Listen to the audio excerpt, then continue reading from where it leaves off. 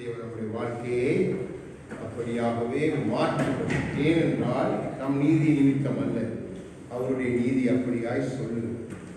அந்த நீதி நம்மை ஒரு நாளும் கைவிடுவது இல்லை. அவருடைய நீதிதான் என்னையும் உங்களையும் நடக்கும். அதை நாம் ஒரு நாளும் மறக்கக்கூடாது. அந்தவருக்கு நாம் எப்பொழுதும் நன்றியுள்ளவர்களாய் அவருடைய நன்மைகளை சொல்வது அவருக்கு பிரியம். அப்போ நாம் இந்த நாளும் வார்த்தைக்குள்ளாய் கடந்து செல்ல போகிறோம். ஆகவே ஒரு விஷயம் நாம் பழமையாக ஜெபிப்பது போல சிலங்களை தாழ்த்தி இந்த வார்த்தைக்காக நன்றி சொல்லி அவர்கள் நன்றி தகப்பனே, உம்முடைய வார்த்தை பிள்ளைகளுக்கு நீ கற்றுக் கொடுக்கிறது. நீர் ஒவ்வொன்றை வைத்தும் நீர் கற்றுக் கொடுக்கிறதே. உம்முடைய வழிகள் ஆச்சரியம், உம்முடைய நினைவுகள் ஆச்சரியம், உம்முடைய கிரியைகள் ஆச்சரியம். மக்கள் நாங்கள் நன்றி சொல்லுவோம். ஆவியானவர் தொடர்ந்துமாய் கற்றுத்தாங்க. நாங்கள் சிரங்களை தாழ்த்தி கேட்கிறோம். எங்கள் செவிகளை திறந்தவர்கள் எங்கள் இதயத்திலே இந்த ஒவ்வொரு வார்த்தைகளையும் அப்பா எழுதுங்க. அவைகள் எங்கள் இதயமாகிய பலகையில் எழுதப்படுவதாக. அப்பொழுது நாங்கள் எங்கள் வழிகளை காத்துக்கொள்வோம். வார்த்தைக்காய் நன்றி சொல்லி இயேசு கிறிஸ்துவின் நாமத்தில் ஆமாம். அப்போ நாம் ஒரு விசேஷித்த ஒரு காரியத்தை பார்க்கணும். நமக்கு அனுதினமும் அவருடைய வார்த்தை விசேஷம். தேவன் கற்றுக் கொடுக்கிற கோணங்கள் ஆட்சி. அப்போ தேவன் நம்முடைய வார்த்தைக்கு எல்லாத்துக்கும் பதில் வைத்திருக்கிறார். நாம் சில வேளைகளே பதில் இல்லாமல் வருவோம். அப்போ நம்மை நடத்தி கொண்டு போகும்பொழுது தேவன் ஒரு காரியத்தை காண்பித்து நம்மோடு பேசுவோம். அதை நாம் சரியாக கூர்ந்து கேட்டால் நம்முடைய வழிகள் மாறி. ஆகவே இந்த நாளிலும் எரேமியாவின் புத்தகம் 884வது பக்கம் பழைய ஏற்பாடு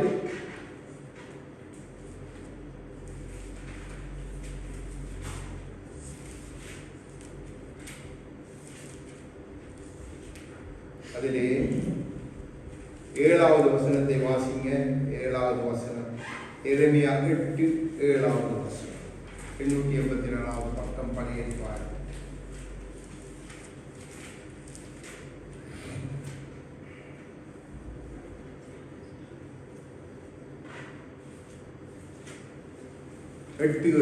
எட்டாவது அதிகாரம் 7வது வசனம். ஆகாயத்தில் உள்ள நாரை முதலாய் தன் வேலையை அறியும். காட்டுப்புறாவும் கொக்கும் தகைவிலான் குருவியும் தங்கள் வரத்தக்க காலத்தை அறியும்.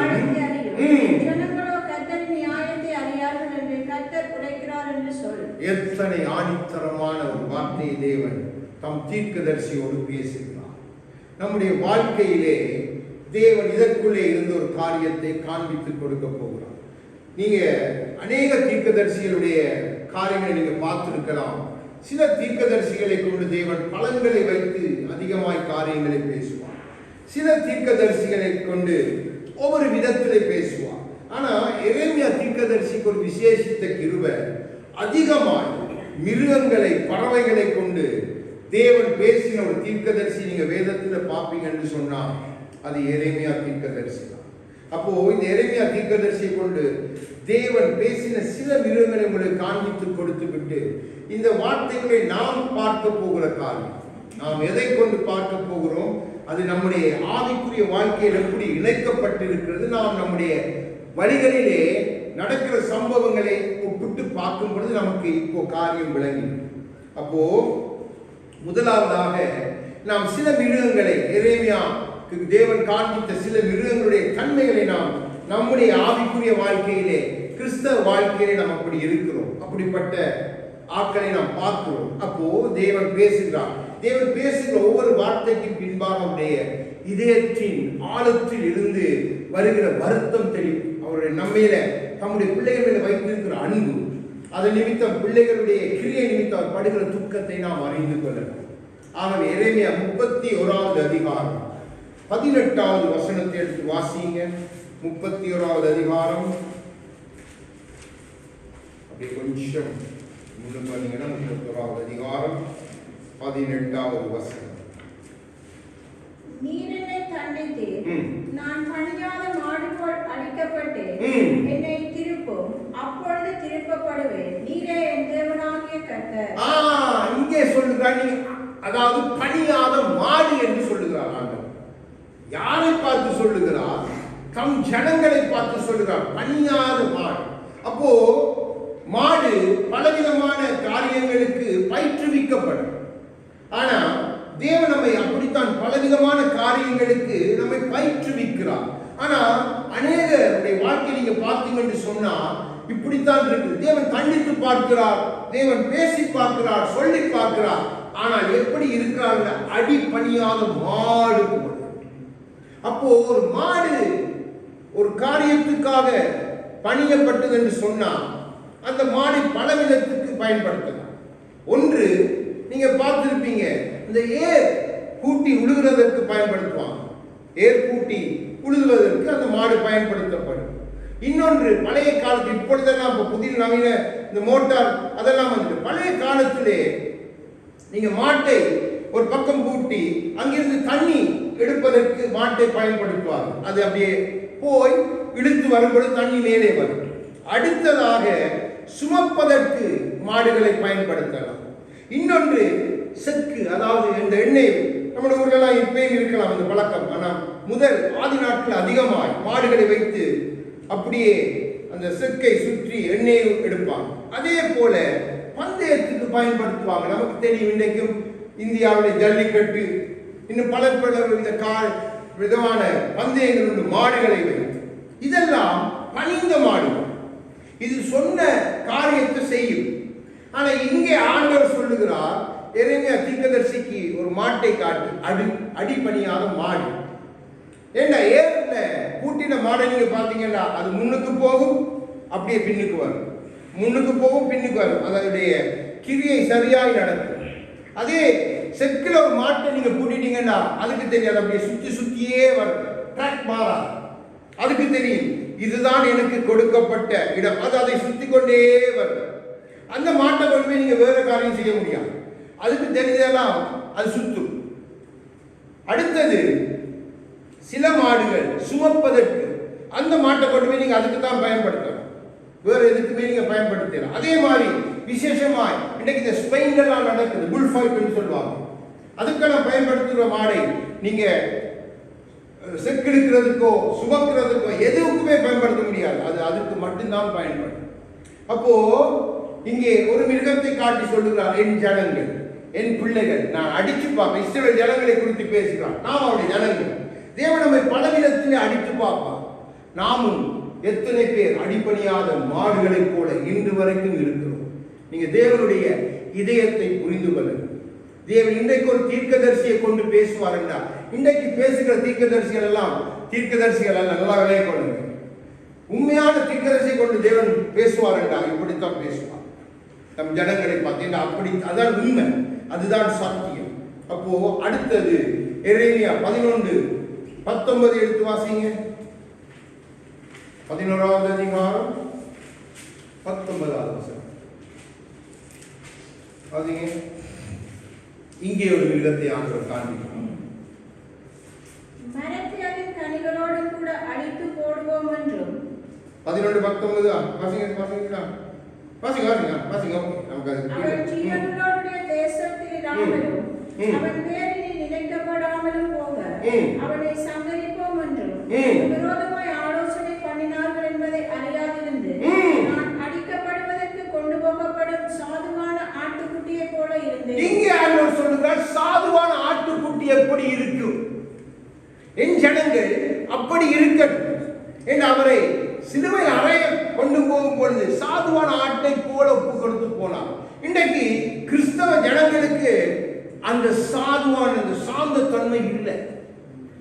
கொஞ்சம் என்று சொன்னாங்க, கொஞ்சம் கதைச்சு பார்த்தீங்கன்னா ஒரு நிமிஷத்துல எல்லாம் மாறி, எல்லாமே அருமையாய் சகோதரன் ஒப்பு கொடுக்கும் பொழுது ஒப்பு கொடுத்தான்.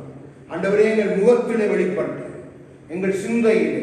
அப்போ ஒரு மனிதன் சாதுவாய் இருந்தா அவனுடைய முகமும் பார்க்கிறதுக்கு பாவமாய் சாதுவாய்த்தான் இருக்கும். அப்படித்தான் ஆண்டவருடைய ஒப்பு கொடுத்தது. இங்கே ஆண்டவர் சொல்லுகிறார், அடிக்கப்படும் பொழுதும் எல்லா என் பிள்ளைகள், என் ஜனங்கள் சாதுவான ஆட்டை போல இருக்கணும். ஆனா அப்படி இருப்பது நமக்கு கடினமான காரியம். அது தாழ்மைக்கு அடையாளமாய் தேவன் எரேமியாவுக்கு எடுத்து காட்ட வேண்டாம். அந்த ஜனங்கள், அவருடைய ஜனங்கள் முரட்டாட்டம் ஆடினார். இப்பொழுது எரேமியா 13:23 வாசிங்க. அடுத்த 13:23. எத்தியோப்பியன் தன் தோளையும் சிவிங்கி தன் புள்ளிகளையும் மாற்ற சிவிங்கிய போல என்னதான் கிறிஸ்துவுக்குள்ள வந்தாலும் பழைய குணத்தை விட்டு கொடுக்கிறதே இல்லை. எவ்வளவுதான் போட்டு என்ன சங்கீதக்காரர் சொன்னது போல ஈசோப்பால கழுவும் அது வாய்க்கிற ரத்தத்தால கழுவினாலும் தங்கள் குணங்களை மாற்றாத எத்தனையோ தேவ பிள்ளைகள் இன்றைக்கும் நம் கண் முன்னே இருக்கிறாங்க. அவங்களை நீங்க என்னதான் போட்டு எதுக்குள்ளதான் போட்டு எடுத்தாலும் அவங்களோட தன்மை மாறவே மாறா. சிவிங்கிய போல மாற்ற முடியாத குணங்களோடு தேவ பிள்ளைகள் இருக்கிறாங்க. அதுதான் தேவன் பேசுகிறார். அடுத்ததாக எரேமியா 14:5 இதை நாம் தியானித்திருக்கிறோம். 14:5 வாசிங்க. வெளியின் பெண்மானம் குட்டி போட்டு புல்லில்லாததினால் அதை விட்டு ஓடி போகும். என்னன்னு சொன்னா எதிர்நீச்சல் போட்டு அதாவது முன்னோக்கி செல்ல முடியாதபடிக்கு ஐயோ இந்த கிறிஸ்தவ வாழ்க்கை நமக்கு சரி வராது, நாம் உலகத்தோட சார்ந்து உலகத்து சாய்ந்து போ நல்ல ஒப்பு கொடுத்துதான் இருப்பாங்க. கீழ்ப்படிஞ்சி ஆண்டவருக்காக நகையை கழட்டி இருப்பாங்க, ஆண்டவருக்கான அந்த குடியிருக்கணும் வெள்ள சாரியெல்லாம் கொடுத்துருப்பாங்க. இப்ப பார்த்தாங்க இது கடினம். இப்ப வெளியில போயிட்டு எல்லாம் வந்து வெள்ளசாரி போயிட்டு கலர் கலர் எடுப்பு அப்படித்தான் எங்க சபையில சொல்லித்தாராங்க. அப்படித்தான் நகை போடலாம், அது எங்கட ஒப்பு கொடுத்தல், ஒருத்தர் ஒப்பு கொடுத்தல். ஆனா முதல் அப்படி இல்லை. எதிர்நீச்சல் போட முடியாத மான்களை இன்றைக்கு கிறிஸ்தவங்க இருக்கிறாங்க. அடுத்தது எரேமியா 2:24 வாசிங்க. இப்படியும் இருக்கிறாங்க. 2:24 வசனம். அநாதிரத்திலே பழகினதும் தன் நிச்சயம் மதவரியிலே காற்றை உட்கொள்ளுவதுமான காட்டுக்களும் வெறி பிடித்தவங்க கதைக்கேளாதவங்களுக்கு என்ன தவிர நீதிமான் இல்லைன்னு தான் நினைப்பாங்க. கேள்வி கேட்கலாம் பயங்கரமாயிரு முன்னுக்கு நிக்கிறவங்க இதே கிடையாது. அவங்க தான் இயேசு கிறிஸ்துவ ஸ்தானத்தில் இருந்து கேட்பாங்க. வெறி பிடித்த காட்டு கழுதைகள் தங்கள் மதவர் அதாவது தங்களுடைய வெறிய அவர்களே உட்கொள்வார். ஆண்டவர் சொல்லுகிறார் உட்கொள்வார். அது அதிலே பிடிபடும், அதனுடைய கிரியையில பிடிபடும். சொன்னவன் வெளியில போய் செய்கிற காரியங்களை கேள்விப்படும் பொழுது நமக்கு தெரியும் இது காட்டு கழுதை, இது சரிவரா. இப்படி எல்லாம் இருக்கிறாங்க ஒவ்வொரு டைப்ல. அதிலே 23 வாசிங்க. 2:23. நான் தீட்டுப்படவில்லை, நான் பாகால்களை பின்பற்றவில்லை என்று நீ எப்படி சொல்லுகிறாய்? பள்ளத்தாக்கிலே நீ நடக்க மார்க்கத்தை பார், நீ செய்ததை உணர்ந்து கொள். தாறுமாறாய் ஓடுகிற வேகமான நோட்டம் சரியில்லை. நோட்டம் பெண்ணோட்டம் தாறுமாறாய் ஓடுறாய். அப்படிப்பட்ட கிறிஸ்தவர்கள் இருக்காங்க. இங்கே வந்து நான் சொல்லுங்க ஆண்டவர் என்ன சொல்ற. அதே மாதிரி பாலாட்டையும் போவாங்க, சாத்தனங்க போவாங்க, குறியாக போவாங்க, இருக்கிறாங்க. மடுமாதாக்கு முழுதிரி எடுத்து வைப்போம்னு சொல்லி அந்த சாத்தானுக்கு முழுதிரி எடுத்துட்டு போவாங்க. ஆனா நம்மளோட பார்வையில பெரிய கடண்டா பயங்கரமாய். ஆனா தாறுமாறாய் ஓடுது அப்படின்னு சொல்ல பாகாலுக்கு பின்பிடி போறான். தாறுமாறாய் ஓடுகிற பாருங்க. எரேமியா தீர்க்கதரிசி கொண்டுதான் தேவன் வகை வகையான மிருகங்களை கொண்டு அநேக காரியங்களை பேசினார். இப்ப நாம் பார்த்த அதே 8:7 வாங்க. 8வது அதிகாரம் 7வது வசனம். நான் வாசித்தபடி நான் இந்த காரியங்களை சொல்லிக் கொண்டு போறேன். 884. இங்கே எரேமியாவுக்கு 4 பறவைகளை 4 விதமான பறவைகளை ஆண்டவர் காண்பிக்கிறார். நாரையை காண்பிக்கிறார், தகவிலான் குருவியை காண்பிக்கிறார், பின்பாய் காட்டுப்புறாவையும் கொக்கையும் காண்பிக்கிறார். நாம் இன்றைக்கு பார்க்க போகிறது புறா. எரேமியாவுக்கு தேவன் காண்பித்த அந்த காட்டுப்புறா, அந்த புறாவோடு நம்முடைய வாழ்க்கையை நம்ம விட்டு பார்க்க போகிறோம். நாம் யார் என்பது இப்பொழுது நமக்கு விளங்கும். நாம் எப்படி என்ன புறா பாருங்க, ஆவியானவர் கிடையாது. புறா வந்து சமாதானத்துக்கு புறாவை தான் பறக்க விடுவாங்க. அப்போ நாம் கிறிஸ்தவர்கள், நம்ம கிறிஸ்துவுக்குரிய என்று சொல்லுகிற நம்முடைய வாழ்க்கையை சற்று என்ன தேவன் சும்மா காட்டல சொல்லுங்க, கர்த்தரை நியாயத்தை அறிய மாட்டாங்க. ஆகையால் தேவன் இந்த 4 பறவைகளை காண்பிக்கிறார். அது அறிந்திருக்கிறது. ஆகவே அது எப்படி என்பதை நாம் பார்க்கும்படியாக அந்த காட்டு அந்த புறாவை குறித்து நாம் பார்க்க போகிறோம். நான் உங்களுக்கு சில காரியங்களை சொல்லுகிறேன். பின்பாய் நீங்க வீட்டில் போய் சில அதிகாரங்களை வாசிச்சு பாருங்க. ஏண்டா இது பெரிய அதிகாரம், இதை வாசிக்க முடியாது. லேவியராகமம் 14வது அதிகாரத்துல 2 குருவிகள் என்று சொல்லப்பட்டிருக்குது. ஆனால் அது குருவிகள் அல்ல, அது புறா. இந்த குருவிகளை தேவன் பலி கொடுக்க சொல்ல, அங்கே தேவன் சொன்னது புறா இல்ல புறா குஞ்சு. அப்போ 2 புறாக்களை அவர்கள் பலி கொடுப்பார்கள். எதற்கு பலி கொடுப்பார்கள் என்றால், குஷ்ட ரோகத்துல இருந்து ஒருவன் சொஸ்தமாயிட்டால் அந்த பலியை 2 புறாவை கொண்டு போகணும், 2 குஞ்சுகளை கொண்டு போகணும். அங்கே குருவிகள் என்று எழுதப்பட்டிருக்கு, நாம் அப்படியே வைத்துக் கொள்வோம். அப்போ 2 புறாவை கொண்டு போய் அங்கே ஆசாரியனுடைய கையில கொடுத்தால், ஆசாரியன் என்ன செய்வான் என்று சொன்னால், நம்முடைய ஆசாரியன் நமக்கு செய்த காரியத்தை நம்ம பார்க்க போகிறோம். இதுக்குள்ள தேவன் வைத்திருக்கிறது ஒரு பெரிதான காரியம். அப்போ அந்த ஆசாரியன் ஊற்று தண்ணீரை குடித்து அதுக்குள்ள ஈசோப்பும் இன்னும் சோப்பு நூலோடு ஒரு புறாவை வெட்டி அந்த புறாவின் இரத்தத்தை அந்த தண்ணிக்குள்ளே அப்படியே அந்த இரத்தம் முழுவதும் அந்த சரீரத்திலிருந்து வெளிவரும் வரை தண்ணிக்குள்ள வச்சிட்டு அடுத்த புறாவை எடுத்து அந்த தண்ணி எடுத்து அப்படியே அந்த குஷ்டரோகம் பிடித்த மனிதர்கள் எல்லாம் வெடித்துட்டு மற்ற புறாவை எடுத்து அப்படியே உயிரோடு அதுக்குள்ள அழுத்துவான். அழுத்திட்டு அந்த புறாவை வெளியில எடுத்து பறக்க விடுவான். பறக்க விடும் பொழுது அந்த புறா பறந்து போகும். இப்போ பாருங்க, அந்த புறாவுடைய சரீரத்துல இருக்கிறது இரத்தத்தோடு கலந்த தண்ணீர்.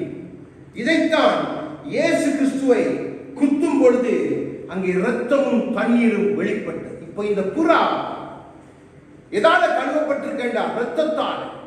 இரத்தம் தன்னுடைய இனத்தை சேர்ந்த இன்னொரு புறாவினுடைய இரத்தத்தினாலும் தண்ணீரினாலும் பழைய அந்த ஆசாரிப்பு முறையின்படி கழுவப்பட்டது.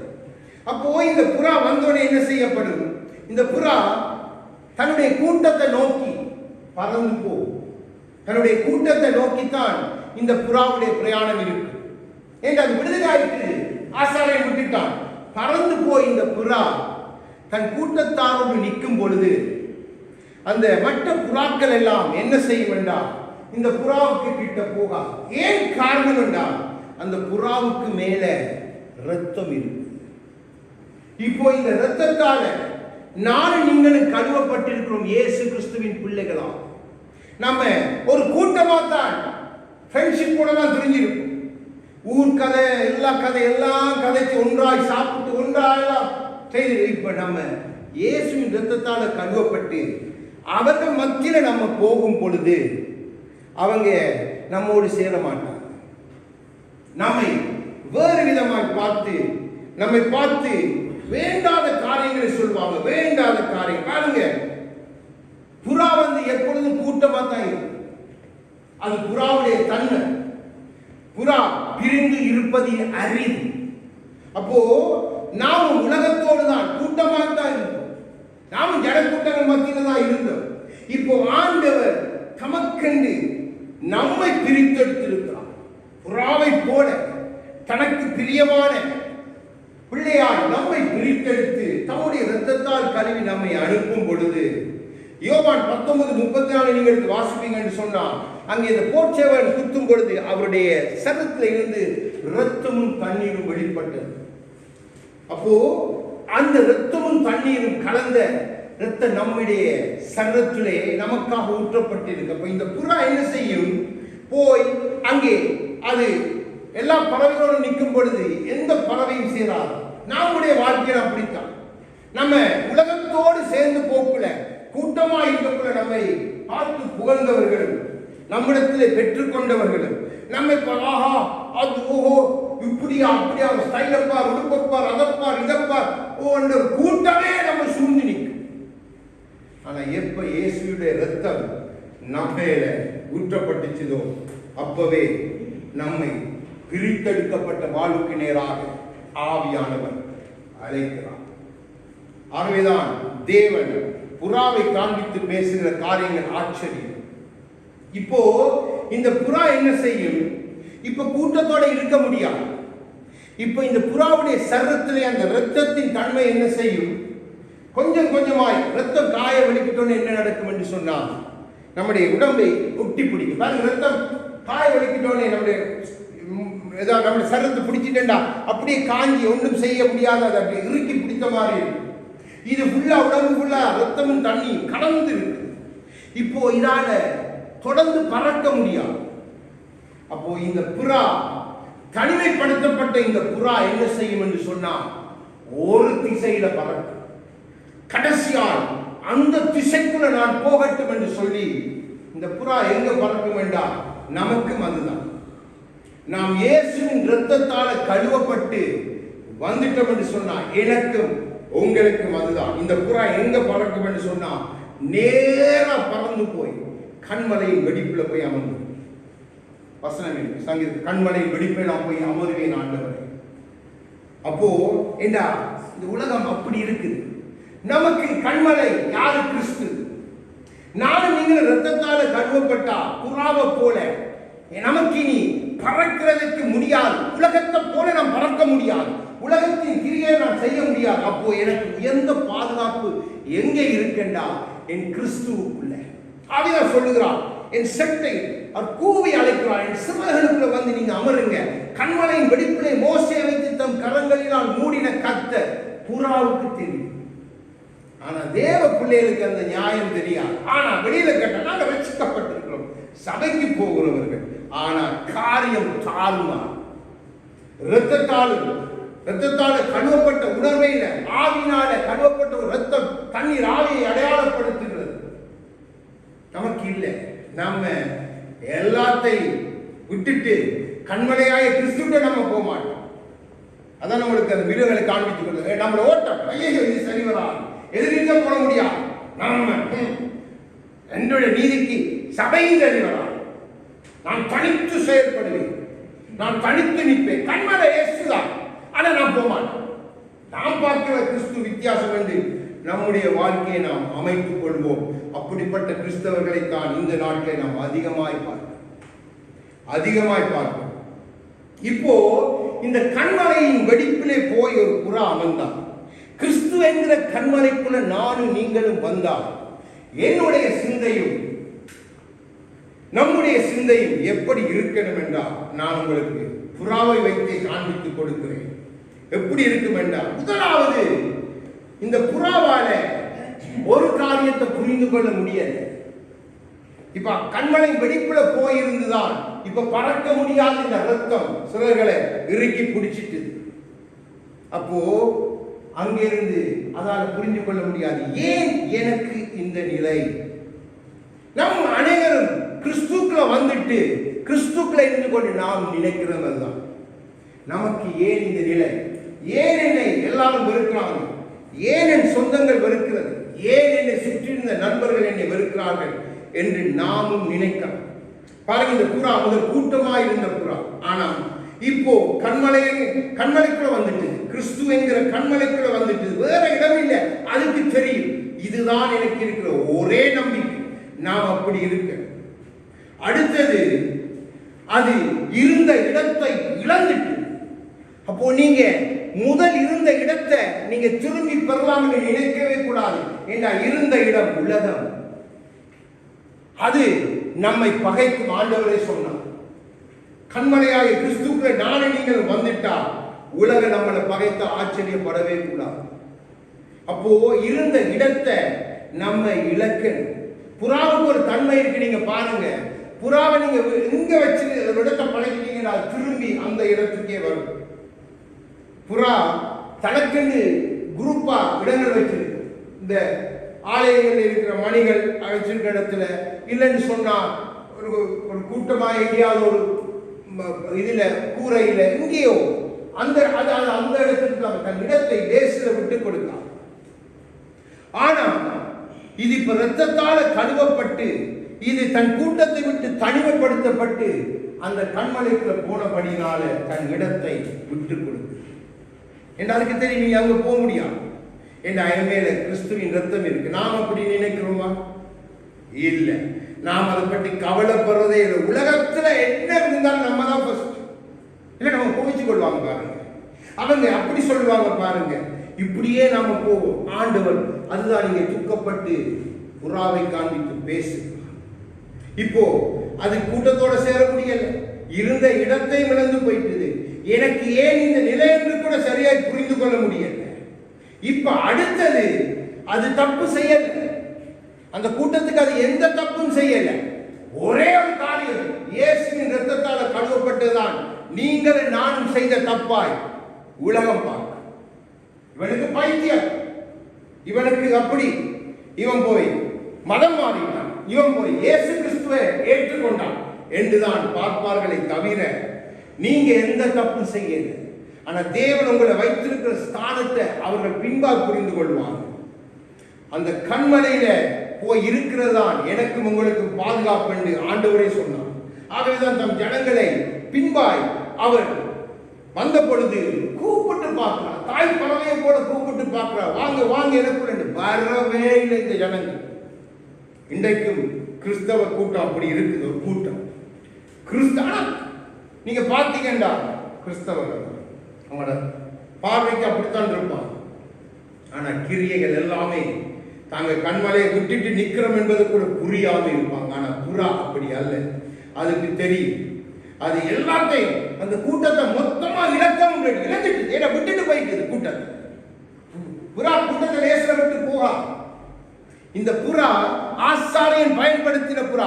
நம்மை ஆசாரியை கிறிஸ்து பயன்படுத்த நினைச்சிட்டா நம்மை தனிமைப்படுத்துவான், நம்மை கொண்டு போய் தம்முடைய கண்மலையில வைத்து கற்றுக் கொடுப்பார். அப்போ உங்களுக்கு இந்த கேள்விகள் எல்லாம் வரும். எல்லாத்துக்கும் ஒரே பதில் அவர்தான், கண்மலை. ஆகவேதான் பாருங்க, எல்லாத்தையும் விட்டுட்டு வந்த புறா நம்ம ஒருவன் எப்பொழுதும் நம்ம பாடி தூக்கம் சாப்பிட்டா நம்ம லேசில விட மாட்டான், பார்த்து கொண்டே இருப்பான். எப்படா இவனை போட்டு தள்ளலாம். ஆனா நீங்க கண்மலையில இருக்கிறபடினால சங்கீதக்காரன் ஆசா எழுதி வைத்த சங்கீதம் 75வது சங்கீதம் 19வது வசனத்தை வாசிங்க. அழகாய் எழுதப்பட்டது. நமக்கு அதுதான் பாதுகாப்பு, அதுதான் நம்முடைய பாதுகாப்பு.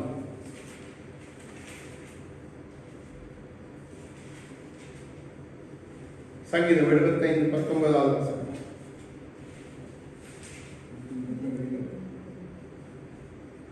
சங்கீதம் 75 19 ஆசாப்பட சங்கீதம் இல்லையா?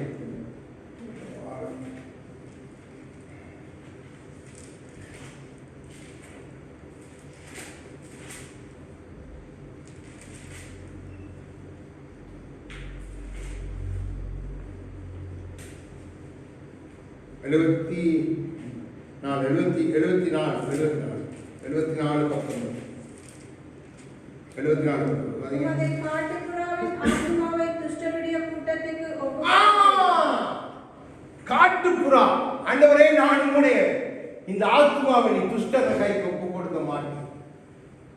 இந்த புறாவை நீ காப்பாற்றுவீர், என்றென்றைக்கு மறக்காதிருப்பீர். என்ன உம்மாலே பிரித்தெடுக்கப்பட்டவன், உம்மாலே நான் கண்மலையை வந்து அடைந்தவன்.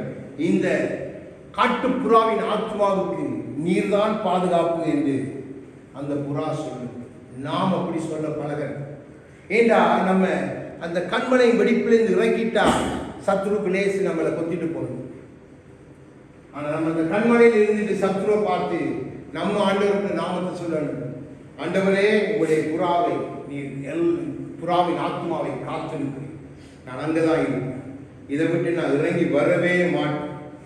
அப்போ புறாவுடைய இப்படிப்பட்ட தன்மைகள், விசேஷித்த தன்மைகள், விசேஷித்த குணங்கள் என்றால் அந்த புறாவால் நீ எதுவும் எந்த கிளியும் தன்னிச்சையாய் செய்ய முடியாது என்றால் அது மேல ரத்தம். இப்போ இது தனிமைப்படுத்தப்பட்ட புறா. நாம் தனிமைப்படுத்தப்பட்ட புறாக்கள், கிறிஸ்துவுக்காக தனிமைப்படுத்தப்பட்ட புறாக்கள். நீங்க மறக்கவே கூடாது. உங்களுடைய ஆத்துமாவின் கண்காணியாய் அவர் இருக்கிறார். அவர் இருக்கும் வரைக்கும் உங்களை எதுவும் செய்ய முடியாது. நீங்க அவருக்குள்ள இருந்தா, அந்த கண்மலையின் வெடிப்புல நீங்க அமர்ந்திருந்தா, சாத்தானுக்கு நன்றாய் தெரியும் இவன் போய் இருக்கக்கூடாத இடத்துல இருந்துட்டான், என்னும் செய்ய முடியாது.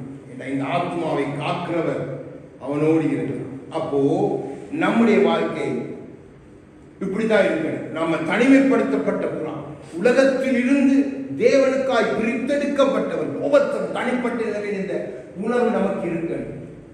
நம்முடைய வாழ்க்கை கிறிஸ்துவோட இணைக்கப்பட்டு இருக்கணும். உலகம் என்ன சொல்லுது, நம்ம சொந்த பந்தங்கள் என்ன சொல்றாங்க, சொல்லுவாங்க, பல காரியங்கள் சொல்லுவாங்க, தள்ளி விடுவாங்க. இது நம்மள ஒன்றிலே கலந்து கொள்ளக்கூடாது, இது வந்தா ஆண்டவர் என்று கதைக்கும், இது கதைக்கும், அது கதை. நம்ம போவோம் கூட்டமா, அங்க போவோம், அந்த கதைக்காம அந்த சாத்தாண்ட போவோம், நம்ம இங்க போவோம். எவ்வளவுதான் சொல்லி பாருங்க, நம்மளோட கதைகளை கேட்கவே மாட்டோம். ஆனா நாம் தேவனுக்காக பிரித்தெடுக்கப்பட்ட தனிமைப்படுத்தப்பட்ட புறா, நமக்கு அந்த கூட்டம் சரி வரலாம். நம்முடைய தாய் தகப்பனாய் இருக்கலாம், நம்முடைய சகோதர சகோதரியா இருக்கலாம், யாராவது இருக்கலாம். நாம் அவர்களோடு சேர்ந்து நடக்க முடியாது. நாம் தனிமைப்படுத்தப்பட்டோம் என்பதை உணர்ந்து வாழணும். அப்போ அந்த உணர்வு புறாவுக்கு இருக்கு. அடுத்ததாக திறப்பிலே நின்ற ஒரு புறாவை உங்களுக்கு காண்பித்துக் கொடுக்கிறேன். யாத்திராகமம் 4வது அதிகாரம் 24வது வசனத்தை வாசிங்க. இப்போ திறப்பிலே ஒரு புறா நிற்கிறது.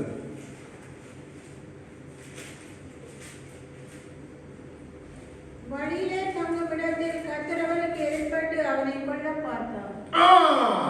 இப்போ மோசேயை தேவன் அழைத்து சொல்லுகிறார், எகிப்துக்கு போய் என் ஜனங்களை விடுதலை செய், நான் உன்னோடு வருவேன் என்று அனுப்புகிறார். இப்போ மோசேயும் புறப்பட்டு போகிறார். ஆனா மோசே போகும் பொழுது நடந்த சம்பவம் நமக்கு தெரியும். அங்கே மோசேயை கொல்லுவதற்கு கர்த்தர் எதிர்பட்டார் என்று வேதத்தில் எழுதப்பட்டது. நாம் அப்படியே பார்ப்போம். தேவன் எதிர்பட்டாரா இல்லை, சத்ரு. ஆனால் அவனுடைய உயிருக்கு ஆபத்தான ஒரு சூழ்நிலை. இப்போ அவனுடைய மனைவி பாருங்க, அவள் ஒரு எகிப்திய ஸ்திரீ, அவள் கருத்த ஸ்திரீ. அவள் வாழ்ந்தது முழுக்க வனாந்தரத்தில். அதை குறித்த என்ன ஆபத்துல மோசேயை அவர்கள் குற்றப்படுத்தி பேசினார்கள். ஆனால் மோசேயோ வாய் திறக்க இல்லை என்று அவனுக்கு தெரியும். சிப்போரால் என்ற பேருக்கு அர்த்தம் புறா. இப்போ மோசேக்காக தன் குமாரனுடைய நுனித்தோலை அறுத்து அங்கே மோசேக்கு முன்பாக போட்டு, இவர் எனக்கு இரத்த சம்பந்தமான புருஷன் என்று சொன்னபடியினால்தான் மோசே எகிப்துக்கு போக முடிந்தது. மோசே கொண்டு நைல் நதியை தேவன் இரத்தமாய் மாற்றுகிறார். மோசே கொண்டு பல அற்புதங்களை செய்கிறார். செங்கட இதற்கெல்லாம் மோசேக்காக திறப்பில் நின்ற புறாதான் சிப்போரா. ஆகவேதான் மோசே அங்கே அவர்கள் சிப்போராவை எல்லாம் குற்றப்படுத்தி மீறியம் எல்லாம் பேசின பொழுது கர்த்தருக்கே கோபம் வந்தது. மோசேயோ தன் மனைவியை குறித்து எந்த தீலும் சொல்ல. மோசேயுடைய முதல் மகன் கெர்சோம், அவனுக்கு அவன் அதை செய்யும் பொழுது வரலாற்று ஆசிரியர்கள் சொல்லுகிறார்கள் 35 குறைந்தது 30-35 வயது வாலிபன். அப்ப யோசிச்சு பாருங்க, அந்த சிப்போரால் என்கிற புறா மாத்திரம் மோசைக்காக திறப்பிலே நிக்காட்டி மோசே என்கிற மனிதன் இல்லை. தேவனுடைய அவளுக்கு ஆசாரிய மகன், அவளுக்கு தெரியும் நியாய பிரமாணங்களை குறித்து அறிந்தவர் என்றால் அவருடைய தகப்பனர் ஆசாரி. ஆனா அந்த சிப்போரால் என்கிற புறா மாத்திரம் அந்த இடத்திலே மோசே என்கிற மனிதனுக்காக நிக்காட்டி, மோசே என்கிற மனிதனால் எதையும் சாதித்திருக்க முடியும் என தேவன் நீதி உள்ளவர். அந்த நேரத்தில் சிப்போராளுக்கு தேவன் கொடுத்த ஞானம். அதே போலதான் புதிய ஏற்பாட்டில் பிரிஸ்கில்லா அக்கிலா தம்பதிகளை பற்றி நமக்கு தெரியும். பவுல் சொல்லுகிறார், இவர்கள் எனக்காக கலையையும் கொடுத்தவர்கள், அக்கிலா என்று சொன்னால் கழுகு, பிரிஸ்கிலா என்று சொன்னால் புறா. யோசிச்சு பாருங்க, புறாவும் கழுகும் எங்கேயாவது சேர்ந்து இருக்க முடியுமா? மனைவி புறாவை போல, கணவன் கழுகு கொப்பாக பேரோடு இருக்கிறான். யூத பெண்மணியும் அதே போல ரோம மகன். யோசிச்சு பாருங்க. ஆனால் தேவன் நம்முடைய வாழ்க்கையில நமக்காக கொடுக்கிற நம்முடைய மனைவி ஸ்திரீ புறாவை போல இருக்க. நான் பின்பு வசனங்களை காண்பித்து கொடுக்க உங்களுக்கு தெரியும். தேவன் நமக்கு கொடுக்கிற மனைவிமார் நமக்காக துறப்புல நிற்கணும், நின்று நமக்காக ஜெபிக்கணும். இதெல்லாம் பெரிய ஆசீர்வாதம் மனைவி. அதை அந்த பெண் புறா அறிகிறதே இல்லை. கணவனை குற்றம் சாட்டுறதும், கணவனுக்கு விரோதமாய் பேசுறதும், இப்படித்தான் இன்றைக்கு சத்துரு மாற்றிட்டான். ஆனா சிப்பொராள் என்கிற அந்த பெண் புறா செய்த ஒரு மகத்துவமான கிரியை, தன் கணவனுக்காய் துறப்பில் இந்த மோசே எப்படிப்பட்ட மனிதன், கொலை செய்துட்டு வருகிறான். எகிப்துக்கு போக முடியாது, அவனுக்கு யாரும் பெண் கொடுக்க மாட்டாங்க. அவனுக்கு சூழ்நிலை தெரிஞ்சிருந்தான். கொலைகாரனுக்கு யாரும் பெண் கொடுப்பான்? சாதாரண யோசிப்பார், நம்ம உலகத்து வளர்த்து சொல்றவங்களுக்கு. ஆனால் அப்படிப்பட்ட மனிதனுக்கு, தன் கணவன் என்ற ஸ்தானத்துக்குள்ளே வந்த அந்த மனிதனாகிய மோசேக்கு, தேவ கண்களை தயவு பெற்ற மனிதனாக மோசேக்காக துறப்புல நின்ற புறா சிப்பொராள் அப்படி இருக்கணும். மனைவி கணவன் மேல கிருபை இருக்கா, மனைவி ஜெபிக்கணும். அப்ப அந்த கிருபை பெருகு. பிரிஸ்கிலா அக்கிலா பற்றி நமக்கு தெரியும். அப்போலோக்கு முதலாவது அவங்க தான் சொல்லி கொடுக்கிறாங்க. பின்னாடி அவன் பெரிய ஒரு ஊழியக்காரனாய் வருகிறான். பவுலுக்காக தங்கள் தலையையும் கொடுக்க துணிந்தவர். பிரிஸ்கிலாவை குறித்து வரலாறு எழுதி வைத்திருக்கிறது. புறா, பிரிஸ்கிலா என்ற பேருக்கு புறா என்று அர்த்தம். யோசிச்சு பாருங்க, புறாவுடைய தன்மைகளை தேவன் ஏன் நமக்கு காண்பிக்கிறார்? ஏன் எரேமியா இடத்துல சொல்லுகிறார்? நாம் அப்படி இருக்கிறோமா? நம்முடைய காரியங்கள்ல நாம் அப்படி இருக்கிறோமா? அப்போ தனிமைப்படுத்தப்பட்ட புராணம், நாம் பிறருக்காக துறப்பிலே நிற்க அழைக்கப்பட்ட ஸ்திரீ பெண் புறா. நாம் அதை ஒரு நாளும் மறக்கக்கூடாது. தேவன் தொடர்ந்து நம்மோடு பேசிக் கொண்டிருக்கிறார். நம்முடைய நிலையை நாம் புரிந்து கொள்ளணும். நாம் நிற்கணும், துறப்புல நாம் நிற்கணும், பிறனுக்காக நிற்கணும். ஆகவேதான் ஆண்டவர் கேட்டார், துறப்பில் நிற்க யாரையும் தேடிப்பாங்க, ஒருவனும் இல்லையே. இங்க துறப்பில் நிற்கிறேன் சூறை அடைக்கிறேன், அடைச்சவன் எல்லாம் சூறையும் அடைச்சு துறப்பையும் உடைச்சிட்டு போயிட்டான். யோசிச்சு பாருங்க, அது இல்லை தேவன் பார்க்கிறது. தேவன் பார்க்கிறது நிற்கிறாய், சொல்றது இல்லை, நின்றுக்காய். அதான் நான் சொல்றேன், வாயால எல்லாம் மனசுடன், வாயால நம்ம எல்லாம் அடிச்சு விடலாம். நம்ம இதயம் அவருக்கு முன்பாக சரியாக சிப்பொராள் தன் இதயத்தை ஆயத்தப்படுத்தினாள். தன் கணவனாகிய மோசேக்காக உடனடியாக அந்த இதெடுத்து கருக்கான அந்த கலை வெட்டி நுனித்தோலை போடுகிறான். யோசிச்சு பாருங்க, நாம் அப்படி இருக்கணும். நம்ம கணவன் பாவத்தில் இருக்கிறானா, அவன் இருதய விருத்த சேதனை பண்ணப்பட இல்லையா? நாம் நின்று கேட்கணும், கத்தெடுக்கிறேன். அதே மாதிரி மனைவிக்காக ரெண்டு பக்கம் நம்முடைய ஸ்தானம் அப்படிப்பட்டது. நாம் துறப்பிலும் நிற்க அழைக்கப்பட்டவர்கள். அடுத்ததாக ஆதியாகமம் விடுங்க, ஆதியாகமம் 8வது அதிகாரம். இப்போ நான் உங்களுக்கு சில தன்மைகளை காண்பித்துக் கொடுக்கிறேன். இன்னைக்கு இப்படியும் சபைக்குள்ளே இருக்கிறார். தேவன் நமக்கு அதையும் காண்பித்து தருகிறார். ஆதியாகமம் 8வது அதிகாரம். எல்லாமே புறாவை வைத்து தேவன் பேசிக் கொண்டிருக்கிறார். 8வது அதிகாரம் 12வது வசனத்தை வாசிங்க. 12. பின்னும் 7 நாள் பொறுத்து அவன் புறாவை வெளியே விட்டான், அது அவரிடத்துக்கு திரும்பி வரவில்லை. 10வது வசனத்தை வாசிங்க. பின்னும் 7 நாள் பொறுத்து மறுபடியும் புறாவை கோடையிலிருந்து வெளியே விட்டான். இப்போ நோவா ஒரு புறாவை விடுகிறான். முதல்ல அந்த புறா போயிட்டு திரும்பி வந்துச்சு என்னடா, அதுக்கு தங்குறதுக்கு எந்த இடமும் கிடைக்கல. இன்றைக்கு கிறிஸ்து இப்படி இருக்கிறாங்க. தங்களுக்கு ஏற்ற இடம் கிடைக்கும் வரைக்கும் வருவாங்க, போவாங்க, வருவாங்க. அதுக்கு பிறகு கால் வைக்க எங்கேயாவது இடத்துல வாங்க பிரதர், வாங்க சிஸ்டர், எங்களை சபையில நீங்க ஆன்லைன்ல எங்களோட இணைந்து கொள்ளலாம். முதல் ஆன்லைன்ல இணையலாம், பின்பாக வாங்க நம்ம ஜெப கூட்ட இடத்துல நீங்க வாங்க, இப்படி வாங்க அப்படி வாங்க என்று சொல்லி சொன்ன உடனே இப்ப கால் வைக்க ஒரு இடம் கிடைக்குது. போய் இப்படிப்பட்ட விசுவாசிகள் இருக்கிறார். அடுத்த ஒரு கூட்டத்தை காண்பித்துக் கொடுக்கும். 8:7 வாசிங்க. ஒரு காகத்தை வெளியே விட்டார். அது புறப்பட்டு பூமியின் மேல் இருந்த ஜலம் பற்றி போகும் வரைக்கும் போகிறது வருகிறதுமாய் இருந்தது. இன்னொரு கூட்டம் இருக்கு, காகத்தை போல. எப்படி என்று சொன்னா, தொட்டும் படாமல் பட்டும் படாமல் காகத்தை போல தந்திரசாலி. சபைக்கு வருவோம், சபை முடிய கரெக்டா ஓடிடும், திருப்பி வருவோம். நாங்கள் கலப்பில் நாங்க எந்த இதுக்கும் பங்களிப்பு கொடுக்கல. நாங்க அப்படிப்பட்ட விசுவாசிகளும் இந்த நாட்டில் இருக்கிறார். தங்களை மட்டும் பரிசுத்தமாய் காத்துக்கொண்டு தங்களை பெரியவளாய் காட்டிக்கொண்டு வருவாங்க. சபைக்கு வருவாங்க, டைமுக்கு சபைக்கு வருவாங்க. முடிய ரெசார்ட் ஆக்களை பார்த்தா காண கிடைக்காது, போயிடுவாங்க. இப்படியும் இருக்கிறோம். அடுத்தது இன்னொரு ஆதியாகமம் 8:9 வாசிங்க.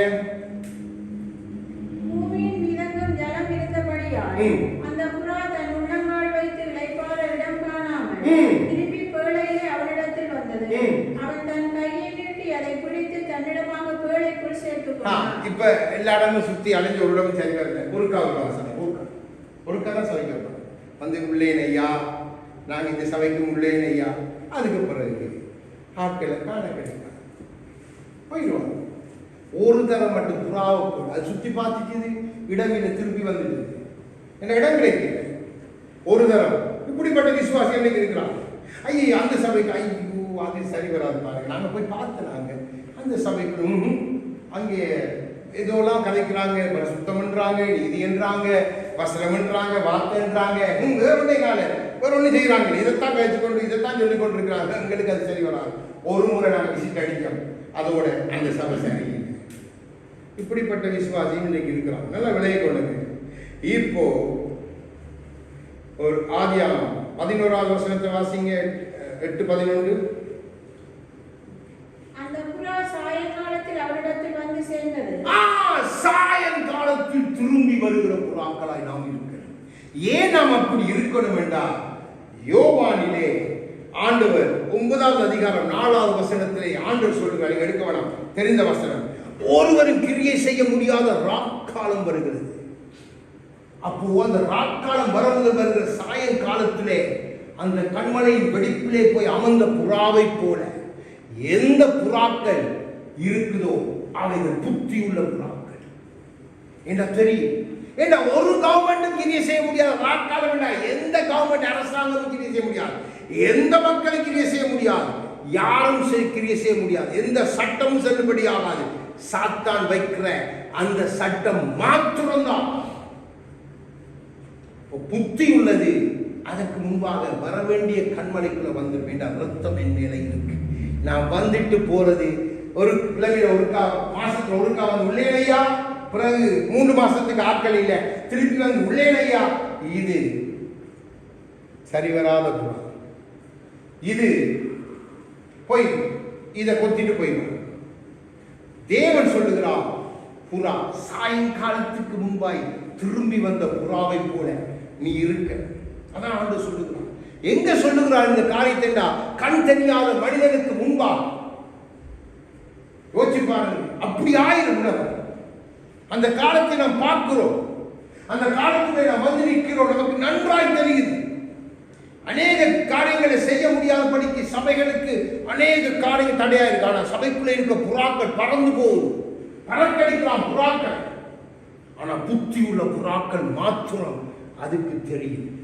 அது வந்து சாயங்காலத்துக்குள்ளே வேலைக்குள்ள அந்த கிறிஸ்து என்கிற அந்த கண்மலை வெடிப்புக்குள்ள தன்னை வந்து ஒப்பு கொடுத்து. அப்போ நம்முடைய வாழ்க்கை அந்த புத்தி உள்ள புதாவை போல சாயங்காலத்துக்குள்ள இருட்டுக்கு முன்பாய் கர்த்தருடைய கரத்துல நம்மை ஒப்பு கொடுத்து, கர்த்தருடைய கரத்துல நானும் என் குடும்பமும் கீழ்ப்படிந்து இருங்கள். அப்போ நாம் அவருடைய புறாக்கள், அவர் தமக்காய் தெரிந்து கொண்ட புறாக்கள். இன்னொரு புறாவை காண்பித்துக் கொடுக்கிறேன். எசேக்கியேல் 7வது அதிகாரம் 16வது வசனத்தை வாசிங்க. பார்த்து முடிக்க போறோம். 2-3 வசனம்.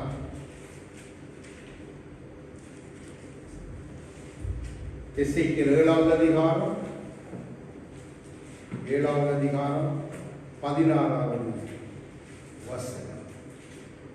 அவர்களில் தப்புகிறவர்கள் தப்புவார்கள், ஆனாலும் அவர்கள் அனைவரும் அவனவன் தன் தன் அக்கிரமத்தின் நிமித்தம் துக்கித்து கூப்பிடுகிற பள்ளத்தாக்குகளின் புறாக்களைப் போல மலைகளில் இருப்பார்கள். காயப்பட்ட புறாக்கள். இப்போ ஆண்டவரே ஆண்டவரே எங்களுக்கு திறவும், ஆண்டவரே எங்களுக்கு திறவும் வேண்டாம். ஆண்டவர் சொல்வார், உங்களை அறியே. காயப்பட்ட புறாக்கள் பள்ளத்தாக்குல இருந்து கதர் போல கதறுகிற புறாக்களும். ஏன் ஆண்டவர் இவ்வளவு காரியங்கள் நமக்கு பேசுகிறார்? அந்த எரேமியா வசனத்தை நீங்க பார்த்தீங்கன்னு சொன்ன ஆண்டவர் சொல்லுகிறார், புறா தகவிலான் குருவியும் கொக்கும் நாரையும் தான் வரத்தக்க காலத்தை அறியும். தேவ பிள்ளைகள் வரத்தக்க காலத்தை அறியணும். தேவனிடத்துல வரத்தக்க காலத்தில் நீங்க வரணும். தேவ கரத்துல நீங்க வரத்தக்க காலத்துல வந்து அமர்ந்திருக்கணும். தேவ சபையில நீங்க வரத்தக்க காலத்துல வந்து ஐக்கியப்படணும். அப்பதான் கண்மலை ஆகிய கிறிஸ்துவுக்கென்று நீங்க ஆயத்தப்படுத்தப்படுகிற புறாக்கள். அப்போ நீங்க காயப்பட மாட்டீங்க. உங்களோட ஆத்மாவை துஷ்டன் கைக்கு கர்த்தர் விலக்கிடுவார். நம்ம பாடிய 2வது பாடல், நேசரின் ரத்தம் என் மேலே நெருங்காது சாத்தான். அது புறாவுக்கு தெரியும். ஆனா அதற்குரிய கிரியையில புறா இருக்கு. அதுக்கு தெரியும், என்னால என் சுயமா நான் பறக்க முடியாது. பலப்படுத்துகிற ஆவியானவர் தான் என்னை பலப்படுத்த. அதற்கு ஒப்பு கொடுத்த என் சிறகுகள் செயல்பட முடியாது என் இச்சையா, என் கரங்கள் என் விருப்பத்துக்கு செயல்பட முடியாது, என் கால்கள் என் விருப்பத்துக்கு செயல்பட முடியாது. கொஞ்ச நாள் கண்ணு மறைஞ்சு குருடாய் வேண்டாம். கண் இவையிலே ரத்தம், கண்மூடி இப்ப எனக்கு இருக்கிறதெல்லாம் பிரகாசம் உள்ள மனக்கண்கள், கிறிஸ்துவை பார்க்கிற கண்கள். அந்த கண்கள் தான் நான் நடக்கணும். உலகத்தின் கண்கள் எனக்கு மூடப்பட்டாயிற்று என்ற ரத்தம் அந்த கண்ணை மூடித்து. ஆகவே நான் பவுல் சொல்லுகிறான், உங்களுக்கு பிரகாசம் உள்ள மனக்கண்கள் வேண்டும் என்று நான் வேண்டிக் கொள்கிறேன். வாழ்க்கையை ஒரு தேவன் பேசுகிற ஒவ்வொரு காரியங்களும் பாருங்க, சும்மா தேவன் பறவைகளை மிருகங்களை வைத்து பேசுறேன். நம்மோடு தேவன் பல விதத்தில் பல கோணத்தில் பேசுவார். நான் 4-5 நாட்களாய் இந்த வசனத்தை தேவன் காண்பித்த பொழுது, அப்போ தந்த பாடலை தான் எழுதிட்டு வந்து அந்த பாட்டெல்லாம் தொடர்ந்து 4 நாள் நான் இந்த ஜெப வேளையில் எல்லாத்தையும் படித்து அந்த பாட்டை படித்த பிறகுதான் அந்த இந்த பாட்டினுடைய ஆழம் புரிந்தது. தேவமனிதனுக்காய் ஸ்தோத்திரம். நன்றாய் அந்த பாடலை எழுதியிருக்கிறார். இப்ப நம்ம பார்க்கும்போது உங்களுக்கு அப்போ நம்ம வேலையை அறிந்த புறாவை போல, சாயங்காலத்துக்குள்ள திரும்பி வந்து இருளை அகப்படாத புறாவை போல, சிறப்பிலே நின்ற சிப்புராவை போன்ற புறாவை போல, பிரிஸ்கிலாவை போல நம் வாழ்க்கை இருக்க. நாம் தனிமைப்படுத்தப்பட்ட புறாவை நம் வாழ்க்கையை அமைத்துக் கொள்ளணும். உலகம் எனக்கு அனித்தியம் என்று சொல்லணும். பவுல் சொல்கிறார், குப்பையின் நஷ்டமும் தன்னை தனிமைப்படுத்திக் கொண்ட புறா. அதற்காக பிரிஸ்கிலா அக்கிலா அவர்கள் தலையை கொடுத்தாங்க. பிரிஸ்கிலா ஒரு புறா. யோசிச்சு பாருங்க, தேவன் நமக்கு ஒவ்வொரு காரியத்திலிருந்து கற்றுக் கொடுப்பார். அடுத்ததாய் எதிர்பார்ப்போடு இருக்கும் புறா. உன்னத பாட்டு 6-9 ஆண்டவருடைய ஆவியானவர் எழுதி வைத்திருக்கிறார். எடுங்க உன்னத பாட்டு 6வது அதிகாரம் 9வது வசனம். நம் ஆண்டவர் எவ்வளவு நல்லவர், இதை நீங்க மறக்கவே கூடாது. 6வது அதிகாரம் எடுங்க, 804வது பக்கம், பழைய ஏற்பாடு. என் புறாவே, என் உத்தமியே, உத்தமியோ ஒருத்தியே. ஹல்லேலூயா! என் புறா, நான் நம்புகிற, நான் விரும்புகிற புறா உத்தமி. அவள் சிறப்பிலே நிற்கிற புறா, எனக்காய் தனிமைப்படுத்தப்பட்ட புறா, எனக்காக அவள் சகலத்தையும் செய்வதற்கு அர்ப்பணிக்கப்பட்ட புறா. யோசிச்சு பாருங்க, தேவன் நம்மை புறாவோடு ஒப்பிட்டு சபையை பேசுகிறார். என் புறாவோ, வடியா பாருங்க வசனம், என் புறாவோ எனக்காய் தனிமைப்படுத்தப்பட்ட திறப்பிலே நிற்கிற, என்னை நோக்கி விண்ணப்பிக்கிற, எனக்காக யாவும் செய்கிற என் உத்தமி. அப்படி இருக்கணும் சபை, அப்படி இருக்கணும் தேவ பிள்ளை. உலகத்தோட போய் டான்ஸ் போட இல்ல, உலகத்துக்கு குத்தாட்டத்தை பண்ணி சபைக்குள்ள குத்தி ஆடுறதுக்கு இல்ல, உலகத்து அலங்காரத்தோடு நம்ம அலங்கரித்து நம்ம பெரியவர்களை காண்பிக்கிறதுக்கு அல்ல. ஏதோ வந்துட்டு உள்ளேன் ஐயா இல்லைன்னு போறது இல்ல. சபைக்கு வருஷத்துல ஒரு விசி இல்ல 2 விசி, இதெல்லாம் தேவனுக்கு பிரியம் இல்லை. தேவன் சொல்ற என் புறாவ உத்தமி என்று அவன் எல்லாத்துலையும் கரெக்டா இருப்பான். கண்மலை வெடிப்புதான் அவன் அடைக்கலம், சத்துரு தீண்ட முடியாது. அந்த புறாவை தான் தேவன் உத்தமி என்று சொல்லுகிறான். யோசிச்சு பாருங்க, புறாவுக்கு இல்ல ஒரு விசேஷித்த காரியத்தை பார்த்து நாம் முடிக்க போறோம். இப்போ நம்முடைய நிலைமை நமக்கு விளங்கல்.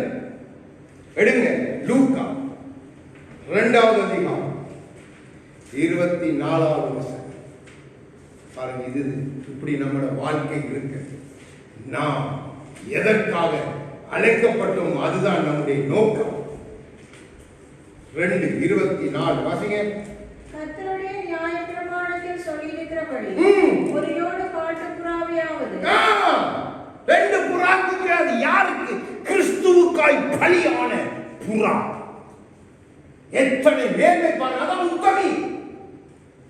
உத்தமி புறா. அதைத்தான் சொல்றார், புறா தான் வரத்தக்க காலத்தை அறியும்.